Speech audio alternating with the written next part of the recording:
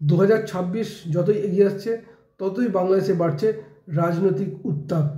আর সেই কারণেই সেই রাজনৈতিক উত্তাপকে সামনে রেখেই কিন্তু বাংলায় আসতে চলেছেন দেশের স্বরাষ্ট্রমন্ত্রী অমিত শাহ।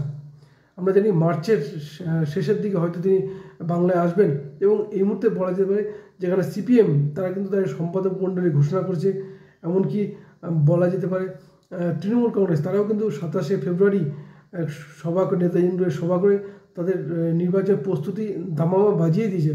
এবং এইখানে দাঁড়িয়ে অমিত শাহর বাংলার আসা কিন্তু অত্যন্ত গুরুত্বপূর্ণ।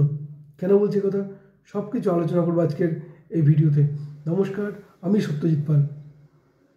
2026-এর প্রায় 1 বছর হাতে রয়েছে, এবং এইখানে দাঁড়িয়ে বলা যেতে পারে আগে থেকে ঝাঁপিয়ে পড়তে চায় বিজেপি।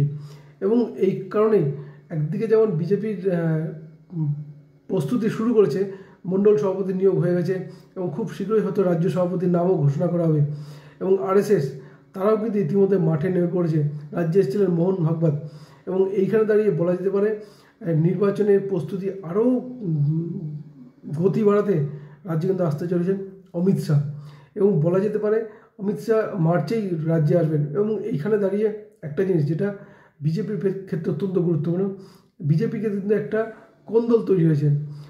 শুভেন্দু অধিকারী আলাদা লবি, সুকান্ত মজুমদার আলাদা লবি, দিলীপ ঘোষের আলাদা লবি।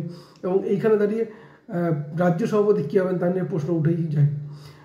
সুকান্ত মজুমদার পন্থীদের দাবি, যেটা তারা চান যে জ্যোতির্ময়ী সিং মাহাতো পরবর্তী রাজ্য সভাপতি হন।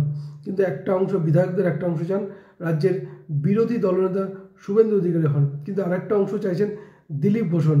কিন্তু দিলীপ ঘোষের ক্ষেত্রে শুভেন্দু অধিকারী এবং সুকান্ত মজুমদারের সমর্থন পাবেন না। এবং শুভেন্দু অধিকারীর ক্ষেত্রে যেটা, তিনি সঙ্গ থেকে উঠে আসা না, ফলে স্বাভাবিকভাবেই একটা বিবাদ এখানে রয়েছে। তাহলে রাজ্য সভাপতি কী হবেন? সঙ্গের পছন্দের যিনি রয়েছেন রাজ্যসভার সাংসদ, বিজেপির প্রধান মুখপাত্র শ্রমিক ভট্টাচার্য, অনেকগুলো নাম উঠে আসে। এবং বিজেপি কাকে রাজ্য সভাপতি করবে সে তো বিজেপির অভ্যন্তরীণ ব্যাপার, নাম তারাই প্রকাশ করবে, তারপরেই আমরা জানতে পারবো। কিন্তু বলা যেতে পারে যে রাজ্য সভাপতি ঘোষণার পরেই কিন্তু অমিত শাহ আসতে পারেন একদম কৌশলে, যে রাজ্য সভাপতি তৈরি হলে দলের মধ্যে যদি ক্ষোভ বিক্ষোভ তৈরি হয়, সেই ক্ষোভকে প্রশমিত করতেই সকলকে একজোট হয়ে চলার বার্তা দিতেই কিন্তু অমিত শাহ বাংলায় আসা। তার কারণ বাংলা নিয়ে রাজনীতির কথা যদি বলি, 2011-তে রাজ্যে ক্ষমতায় তৃণমূল কংগ্রেস, তাদের বিরুদ্ধে সাধারণ মানুষের ক্ষোভ রয়েছে এবং ব্যাপক দুর্নীতির অভিযোগ কিন্তু রয়েছে। এবং এইখানে দাঁড়িয়ে বিজেপি যদি সঠিকভাবে রাজনৈতিক কৌশল স্থির করতে পারে, তাহলে হয়তো যে বিরোধী বা ভোট রয়েছে সেই ভোট কিন্তু বিজেপির ঘরে পড়তে পারে। এবং এখানে দাঁড়িয়ে বিজেপির কোন্দল কিন্তু বিজেপিকে অনেকটা ব্যাকফুটে ফেলে দিচ্ছে, তা খুব ভালো করেই বোঝেন অমিত শাহ। আর সেই কারণেই এবার কিন্তু বিজেপির রাজনৈতিক অনেকটাই কৌশল কিন্তু আরএসএস নিজে হাতে নিজে বলা যায়, যেটা বিজেপির অন্দর থেকেই উঠে আসে। এবার হয়তো বাংলায় বিজেপির দায়িত্বটা কিন্তু আরএসএস পালন করতে চলেছেন। এবং মোহন ভাগবত তিনি রীতিমতো পূর্ব বর্ধমানে এসে সভা করে গেছেন, এবং বলা যেতে পারে আরএসএসকে একটা টনিক দিয়ে গেছেন। এবং এইখানে দাঁড়িয়ে অমিত শাহর বাংলায় আসা কিন্তু অত্যন্ত গুরুত্বপূর্ণ। প্রশ্ন যে রাজ্য সভাপতি কী হবেন? রাজ্য সভাপতি পদে দৌড়ে অনেকটা কিন্তু এগিয়ে আছেন শুভেন্দু অধিকারী, রাজ্যের বিরোধী দলনেতা। তিনি গোটা বাংলায় তার গ্রহণযোগ্যতা রয়েছে, জনপ্রিয়তা রয়েছে, কিন্তু প্রশ্ন যে তিনি আরএসএসের না, এইটা তাকে অনেকটা পেছনে ফেলে দিচ্ছে।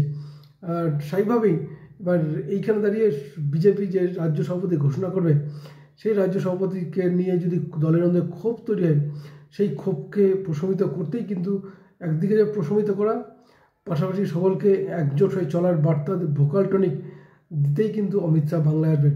কারণ এবারে কিন্তু বাংলাকে পাখির চোখ করেছেন এই বিজেপি, এর আগেও ছিল, 2021-এও ছিল, কিন্তু এবার কিন্তু পরিস্থিতি আলাদা। তার কারণ, আর সেই কারণে কিন্তু পাখির চোখ করে আগে থেকেই ঝাঁপিয়ে পড়তে চাইছে বিজেপি। তৃণমূল কংগ্রেসের কথা যদি বলে, তারা কিন্তু ইতিমধ্যে 215টা আসনের লক্ষ্যমাত্রা বেঁধে দিয়েছেন অভিষেক বন্দ্যোপাধ্যায়। এবং নেতাজি ইন্দোরের সভা থেকে তৃণমূলকেও কিন্তু ভোকাল টনিক দিয়ে নিয়েছেন মুখ্যমন্ত্রী। কিন্তু তাদের দলে প্রবল গোষ্ঠীকন্দল রয়েছে, সেই গোষ্ঠীকন্দলটা নিয়ে যদি বিজেপি এগোতে পারে বা তাদের সমস্ত নেতাকে একজোট হয়ে চলার বার্তা দিতে পারে, তাহলে সে বিজেপির ক্ষেত্রেই মঙ্গলজনক। এখন অমিত শাহ বাংলায় আসেন, তিনি সমস্ত পক্ষকে কীভাবে এক ছাতার তলে নিয়ে আসেন, সেটা কিন্তু অত্যন্ত গুরুত্বপূর্ণ। কারণ বিজেপির এই মুহূর্তে সবচেয়ে বড় মাথা ব্যথা বিজেপির কোন্দল। কী বলবেন আপনারা? আপনাদের মতামত জানাতে পারেন আমাদের কমেন্ট বক্সে। ধন্যবাদ, ভালো থাকুন সবাই।